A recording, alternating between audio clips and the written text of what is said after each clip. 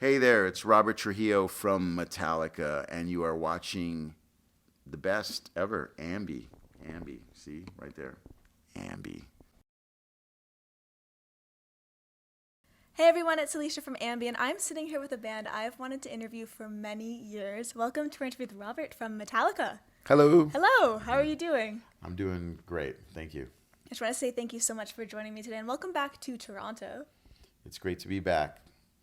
You know, the skies are a little bit gray, but the energy and the vibe here is always amazing, and I love being in Toronto. It's a very exciting time for the band because Hardwired to Self-Destruct is officially out.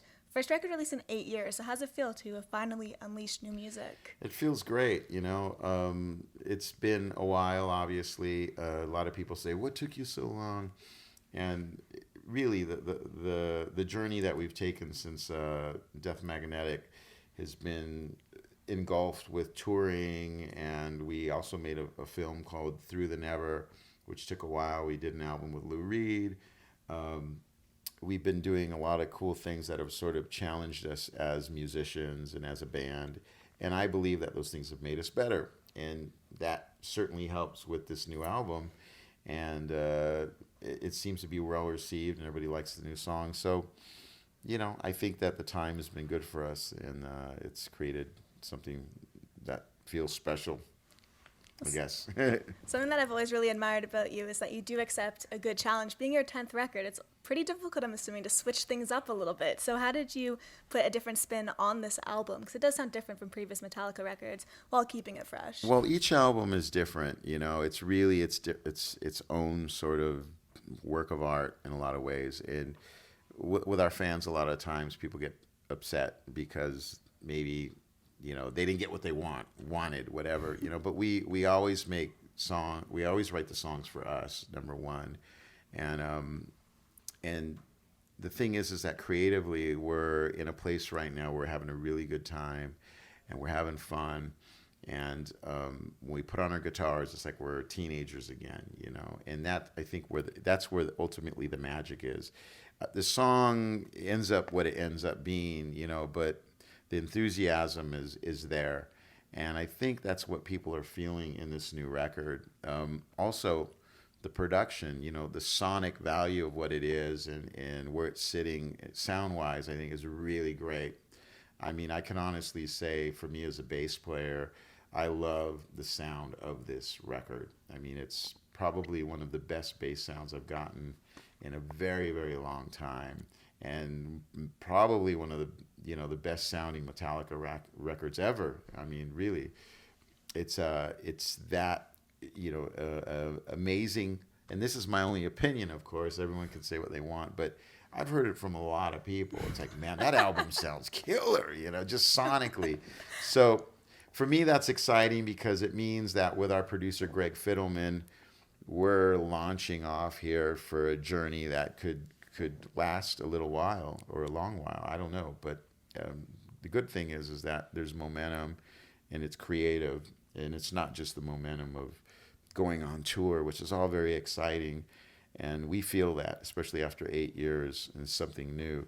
But again, it's just this creative thing, and the possibilities of where we can go with that and what we're moving towards. You mentioned how there's a real element of magic on this record. When I hear a song like Dream No More, the groove on that, it just comes so naturally. It's one of those songs you can hear and you just kind of like are moving your body around to it. Right. For me, I get the sense that it almost came from just a jam session that turned into something magical. Yeah, you know, what we do is the riffs, wherever they come from on this album, a lot of James Hetfield, a lot of Hetfield riffs, which is great because I always say that you can't go wrong with a James Hetfield riff. You know, they're just so awesome. And what I found is on this album, there's definitely that element of groovability on whether it's a fast song or a medium tempo song or whatever. There's certainly this groove, this feel that I think is important to all these songs. And I'm glad that you feel that, because I felt the same way with Dream No More. You know, I felt there's a pulse and kind of this vibe that's really sitting in a great place. And it's always nice, no matter what style of music, you know, as long as it's grooving and you feel that, I feel that's what makes, part of what makes a great song for sure. Another song I'm really enjoying off the album is Murder One, which was your tribute to Lemmy. Yeah. And it was called Murder One because that was his favorite amp. So where did the idea come from for you to use phrases and lyrics from past Motorhead songs and put them into a Metallica song? Well, James, all of us, we grew up with Motorhead's music, and Lemmy has been a huge influence on Metallica. And, the spirit of Lemmy obviously lives on. And it's funny because in recent years, I became a bit more closer to Lemmy. And I had done a animated short called Metallica Parking Lot, which was really fun. Actually, check it out because it's really cool. Metallica Parking Lot. But Lemmy and I had gotten together because he sort of is the grand finale of this 3-minute animated short. And I remember driving to the studio for him to do his voiceover. He's just telling me all these incredible stories, and it was like having, the rock and roll Clint Eastwood in your car, and or someone as cool as that. And he's just such a genuine human being, and he's true to the art of music, of his music, but he's also well-rounded, and he's well-read, and he's a very intelligent man. So I just felt this connection to him that seemed and felt a little deeper than just like, oh, he's a rock god or he's a rock star. He's like an amazing human being and very, very smart man. And it's sad that he's left us. But I know this, that Lemmy would love more than anything to have been celebrated the way he is in Murder One. And I don't know if you've seen the video, but for him, that is Lemmy. And he wouldn't have it any other way, knowing him. And I like the fact that the song has, again, the groove, and it's not like a traditional sort of stylized sort of Motorhead song. It's its own thing, but it's celebrating Lemmy, and I think that's cool, and I think he would have appreciated that. It's a lovely tribute. Thank you. You're welcome. But to celebrate... It was all me. No, just kidding. To celebrate the record's release, I just wanted to make a little game that we could play today, and it's called Hardwired or Spit Out the Bone. So I'm going to say a word, so if you happen to like the subject of the word, then you say hardwired, and if you don't, you say spit out the bone. Okay. So it's almost like a little quick fire. Okay. All right, you ready for it? Mm-hmm. All right, the first one, dancing. Hardwired. Cookies. Hardwired. Nickelback. Spit out the bone. Roller coaster. No, I'm kidding. Hey, listen, okay. The guys in Nickelback are super cool, okay? And that's what I'm going to say. We're in Canada, I had to ask. Yeah. No. I actually know the bass player, and he's awesome. But I don't know the other members. And I like, really getting to know my bands and stuff like that. And yeah, he's a good guy. Anyway, carry on. Sorry. Roller coasters. Roller coasters. Oh, that's interesting. Well, I guess hardwired. Yeah, it depends. I'm afraid of heights, so it depends. As long as they're low roller coasters, Yeah. you'll go on them. Little kitty roller coasters. How about comic books? Hardwired. I mean, I grew up collecting comics when I was a lot younger, and I still have my collection somewhere, probably in my mom's garage in a box, picking up dust. But comics are great. Magic. Hardwired. And for the last one, professional wrestling. Spit out the bone. I was never really into that. Okay. Sorry. No need to apologize. I have friends that are wrestlers, but yeah. Anyway. Well, last night you performed in a small club here in Toronto, and you pretty much put all of Toronto in a frenzy. So what was it like returning back and playing a smaller show? It's great. I got to say, excuse me, playing in smaller venues is great because you can really, especially new songs, you can feel the impact of that moment. And the Opera House, just for some reason, it sounded so good last night. And we sort of have to communicate together as a band on stage, in our performance. And a lot of times on the bigger stages, you lose that energy and that balance and that connection. It's less intimate.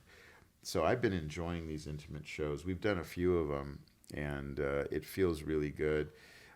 it's actually helping us with our stage show too, like beyond the small show, taking it to the bigger stages, and how can we keep that intimacy and feeding off of each other. And hey, it's like instead of like 20 minutes into the show, hey James, you're walking by on this massive stadium stage, it's helping us to reunite and group, as a band in our performance on stage. So it's been great, and it's a lot of fun. I like it.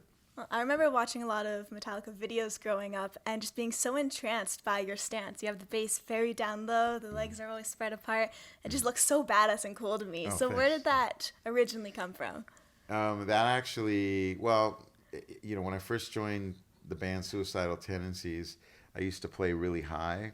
I went to jazz school, and some of my favorite bass players were guys that played higher, like Mark King from Level 42, and who's still my hero. But ultimately, the bass started getting lower and lower and lower, and then with Suicidal, at some point, it went as low as it could go. I mean, it almost went to the ankles. But with Ozzy, when I joined Ozzy's band, it was interesting because, number one, he was my hero. I mean, I was just like, man, this is so cool, playing Iron Man and Sweet Leaf and all these great, War Pigs, classic Black Sabbath songs that I grew up listening to and played in backyard party. When I played in backyard parties, I used to play a lot of Ozzy's music, whether it was his solo band or Sabbath. And I remember kind of testing him out, and I was like, okay, because he'd get up in my face on stage, and he'd do he's acting crazy. It's a very surreal moment for me. But and I remember I said, okay, I'm going to challenge this guy, and I'm going to get really low, almost like a sumo wrestler. And I took it as far as I could, and he got down with me, and then we started doing this dance together, and that's what turned into what is now, I guess, called the Crab Walk. And I remember, because it was either to Iron Man or Sweet Leaf, but I start doing it, he starts doing it, and then it became a thing, and it sort of carried on through the years. But the stance, I believe, naturally, the stance has sort of come from surfing and skateboarding and growing up with board sports. And, I love, the ocean and the snow. And I think just naturally you kind of get into a physical level of performance the way your life is, and nowadays I balance it more. I go into kind of a mode where you're feeling the stage and you're feeling the energy, and then you just let it consume you and take you, and and you go with the flow. Would you say riding a good wave is like writing a good song? Writing a good wave is like writing a good song, or really performing a good song, actually. To me, there's something that's very rhythmic about, riding a wave. It's rhythmic. And oftentimes when you're in the water, a lot of times when you're in the water by yourself, you come up with ideas, musical ideas, or you start hitting the board, like coming up with grooves between the water and the sound of the board itself. You can come up with some really interesting, cool ideas rhythmically. So, music is surfing, in a lot of ways. Surfing is also inspired by music, the flow and the rhythm. Yeah. Well, to wrap things up today, is there anything you want to leave with all of the Metallica fans who'll be viewing the interview? Yeah. Thank you so much for embracing our, creative adventure here with the music. And, we always enjoy when our music's embraced in a positive way. And, hopefully we'll see you again soon out there on the road, on tour. Tell a friend, come enjoy Metallica and have a barbecue and be festive. And if you drink beer, have a beer on us. If you don't, drink some water. Either way, drink your water. Lovely parting words. Just thank you so much for joining me today, Robert. Yeah, thanks for having me. It's my pleasure. And remember, to everybody viewing, you can visit us at musicblogger.com for all exclusive interviews, features, videos, and so much more with your favorite bands. We'll see you next time. Favorite bands, okay? All right. Remember that.